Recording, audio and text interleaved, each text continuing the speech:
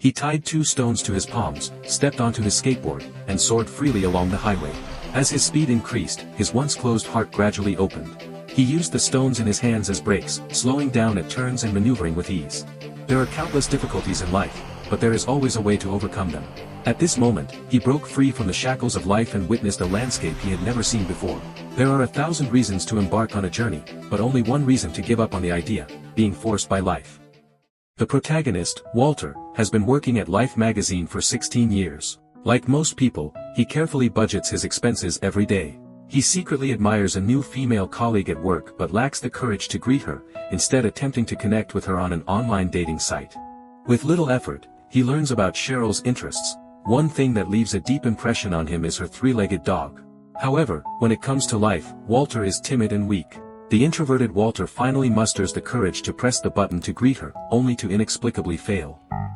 He contacts the dating site's customer service and learns that his profile is incomplete. He hasn't filled in the places he has visited or the things he has done. The reason? He has never been anywhere worth mentioning or done anything notable. However, Walter has one special ability: daydreaming. Just then, he hears a dog barking. Suddenly, Walter gets up, starts running, and leaps into an apartment to save a dog. He urges everyone to evacuate, and moments later, the building explodes. Cheryl rushes over, takes the dog, and thanks him for everything he has done. Not only that, but Walter even crafts a prosthetic limb for the dog. God, you're noteworthy! I just live by the ABCs: adventurous, brave, creative. That's everything I want in a man. Back in reality, he is just an ordinary man who missed his bus due to daydreaming. Walter hurries to work, only to learn from his colleagues that the company has been acquired. The print edition of Life magazine will be replaced by an online version.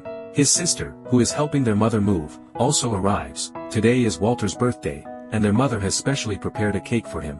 After parting with his sister, Walter meets the transition manager, a self-important jerk with a thick beard. One moment, Walter is introducing his work to him, and the next. Really getting into this song I stopped listening to. I was saying, you know who looks good in a beard? Dumbledore, not you. Guy?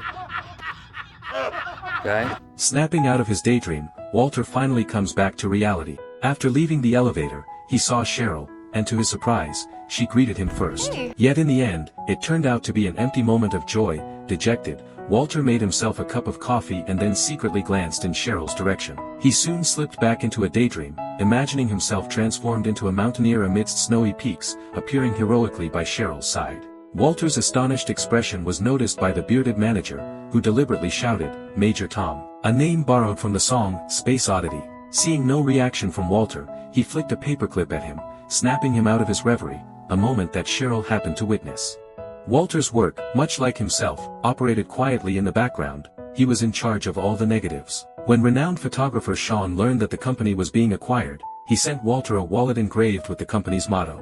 Along with it, he delivered a roll of film, specifically instructing that negative number 25, his best work ever, which he deemed the true essence of life, must serve as the final cover for Life magazine. However, after processing the film, they discovered that negative number 25 was missing.